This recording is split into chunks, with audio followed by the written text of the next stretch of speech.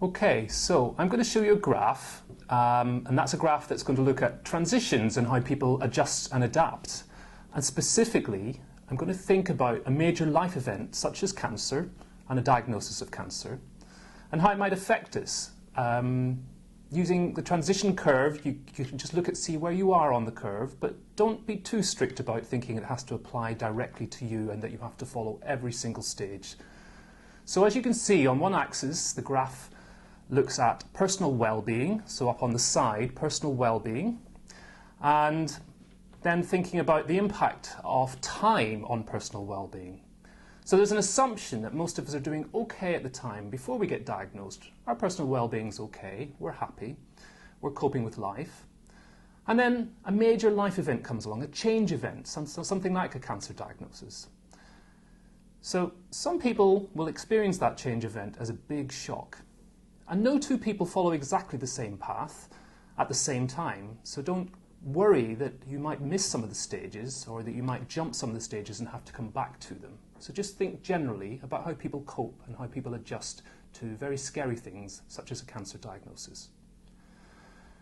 So if you look at the graph, in the early stages of the new diagnosis, it's common for people to feel shocked and numb as they try and come to terms with what the doctors are telling them and what it means for their future.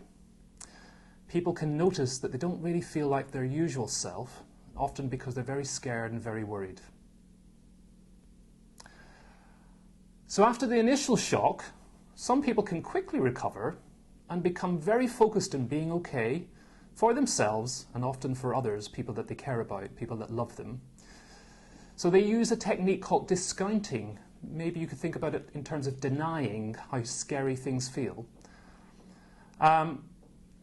They often try and tell themselves that they're okay. They tell others that they're okay. They use phrases like, "Don't worry about me. I'll be fine. The doctors say they can do things." That's discounting. That's a way of helping yourself get through very scary things. So other people find it very difficult, though, to discount, and generally they just feel very distressed from the very beginning. And that's a very ordinary thing, too. There's nothing abnormal or strange about becoming very distressed with the diagnosis of cancer. So it's not surprising that when you're feeling distressed, there's an attack on your personal well-being. It begins to decline a little bit, as the graph shows, particularly when you're dealing with the impact of the treatments that have to happen as a result of cancer, things like surgeries or chemotherapies or radiotherapy.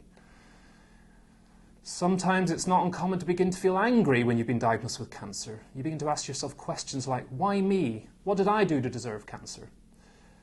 You might experience anxiety and worry.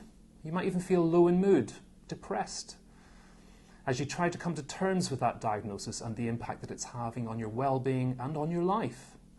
You begin to think about your future. You might worry about that. It doesn't feel so straightforward, like it did before your diagnosis, when you took things for granted perhaps and you imagined waking up feeling okay and being able to go to work. At the very bottom of the graph, some people find themselves in this vicious cycle.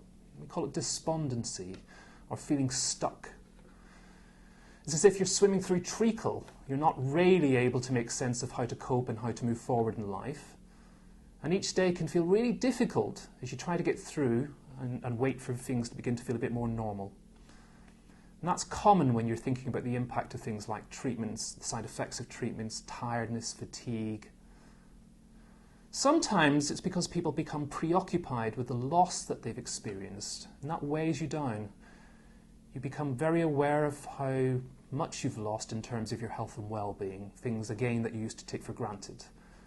Your body feels different. It might even look different as a result of surgery. Maybe you've lost your hair. Maybe your mobility's been affected. Perhaps you can't work for a period of time. That's a big part of people's lives and the structure that they rely on.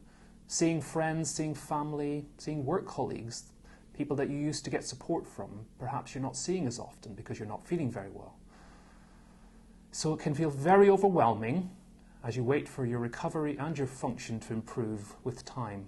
As the graph shows, gradually lots of people begin to feel a little bit better once time has passed. So if you give people the right amount of time and they can continue to access good support from all the people that they usually get support from, their friends, their families, sometimes they need some expert advice and guidance from their doctors and their nurses. Those people can help them focus on what it is to begin to adjust and adapt to the aftermath of a diagnosis of cancer and treatments. So people begin to recover both physically and emotionally from the impact of their diagnosis and from the impact of surgeries and treatments. They begin to notice their well-being begins to improve as well. They begin to pick up, they begin to feel happier, more their usual self. Finally, for anyone who is feeling stuck and struggling to move on, don't forget that there is plenty of help out there if you need it. I advise you to contact your doctor or your nurse. Sit down and talk to them about the impact of how you're feeling. You can also speak to people like your GP, maybe spiritual leaders, charities. They have telephone support and online support. Lots of these services might think about suggesting that you ask for a referral to a specialist psychological support service or an emotional support service so that you can spend some time talking to a trained expert about how you're feeling and how you're struggling to come to terms with what you've been through. So don't forget, ask for help, but also let time pass. Time helps the most. Time helps many people to recover, as well as good support from friends and family.